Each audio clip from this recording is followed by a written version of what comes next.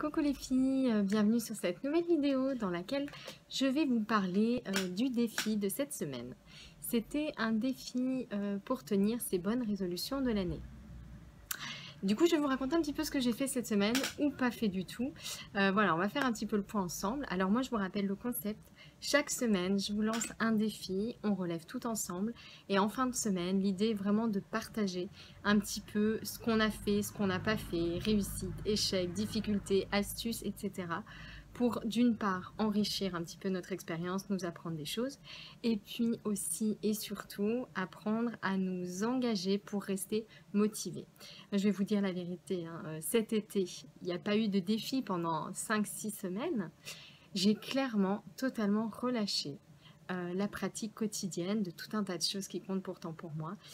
Le fait de s'engager, de s'obliger en fin de semaine, le samedi ou le dimanche, à venir donner votre bilan du défi en quelques lignes, ne serait-ce que quelques lignes, ce que vous avez fait ou pas, c'est vraiment hyper important. Et je ne vous cache pas que je suis en train de réfléchir à un système qui vous obligerait littéralement à donner votre bilan du défi avant de recevoir le suivant. Parce que c'est vraiment très important d'essayer, un minimum de pratiquer. Je le répète tout le temps, mais je vais encore le répéter. Si vous ne changez rien, rien ne changera.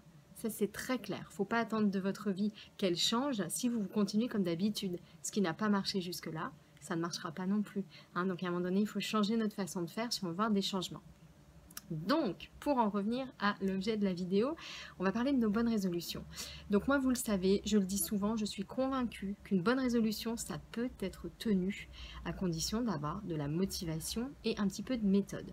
On a déjà parlé de méthode, j'ai écrit un article sur le blog qui vous aide à écrire vos bonnes résolutions pour avoir plus de chances de les tenir.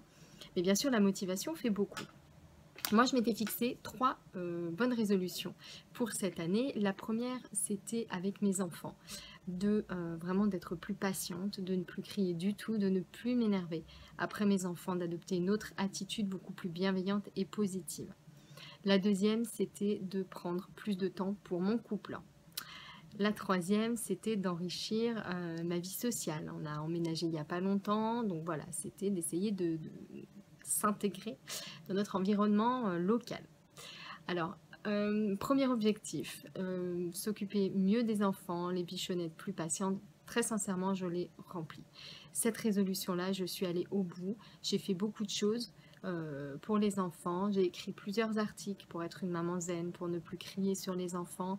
On a relevé 2 défis ensemble. Et vraiment, aujourd'hui, sauf cas exceptionnel, où je suis vraiment spécialement fatiguée, où il y a vraiment un enchaînement de crises et que je suis seule, etc., pour le reste, les moments où je m'énerve après les enfants sont vraiment rarissimes. Donc là, j'estime que je suis arrivée à atteindre cet objectif qui comptait beaucoup pour moi. Yes, donc 1 sur 3. Deuxième objectif, c'était prendre soin de mon couple.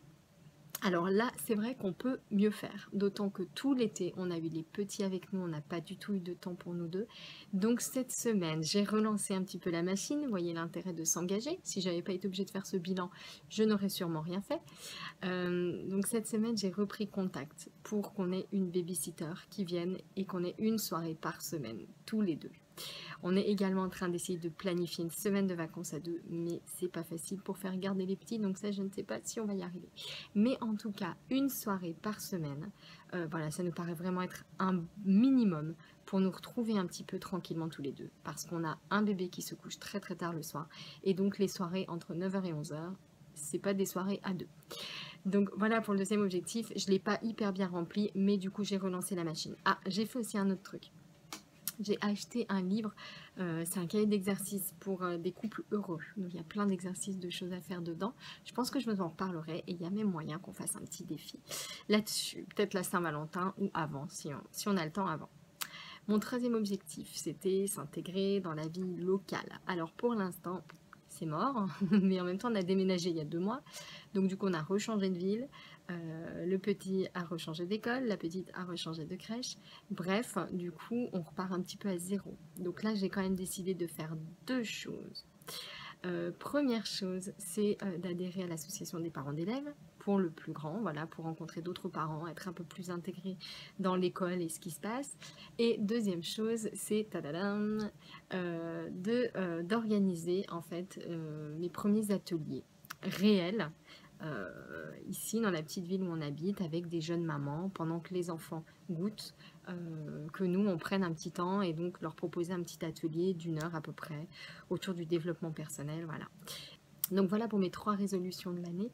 Quand même, il y en a une quatrième, je ne peux pas trop passer à côté, c'est professionnaliser le blog. Là, c'est en train de devenir vraiment un sujet essentiel pour moi, parce que vous le savez, le blog a beaucoup de succès, marche très très bien, mais c'est encore totalement amateur, tout est bien sûr gratuit, je travaille encore à côté, bon, ça fait beaucoup de choses. Là, mon idée de commencer à essayer de lui donner une dimension un peu plus professionnelle. Au niveau du fond, j'ai énormément d'informations, je lis beaucoup, je connais beaucoup de choses. C'est au niveau de la forme que j'aimerais un petit peu faire des améliorations, et toute seule, c'est dur. Donc voilà, je suis en train de me renseigner à droite à gauche pour booster le blog, la vidéo du blog, à faire de la publicité autour du blog, améliorer le design du blog. Bref, voilà, j'ai plein d'idées pour ça. Donc voilà un peu mes grandes résolutions à moi. J'espère que ce petit bilan vous a donné envie de vous y mettre. Donc vraiment, je vous invite, les filles, les filles à venir sur le blog pour commenter ce défi, dire ce que vous avez fait ou pas, quelles sont vos résolutions, où est-ce que vous en êtes, pourquoi. Si jamais vous n'avez pas du tout avancé sur une résolution, sur un de vos grands objectifs, demandez-vous vraiment pourquoi. Qu'est-ce qui vous freine? Qu'est-ce qui est passé devant? C'est hyper important de garder toujours en tête ce qui a du sens pour vous. Voilà, j'espère que vous allez passer une bonne journée. Je vous donne rendez-vous très très bientôt pour un nouveau défi zen. Demain, défi zen exceptionnel, dimanche 11 septembre, avec une invitée guest. Et c'est vraiment un véritable coaching gratuit qu'on vous fait pour réenchanter votre travail, kiffer votre job. Vraiment partager cette info parce que c'est rare, et vraiment une valeur ajoutée énorme dans ce message qu'on va vous envoyer demain. J'espère que ça va beaucoup vous plaire, et ben je vous dis à demain.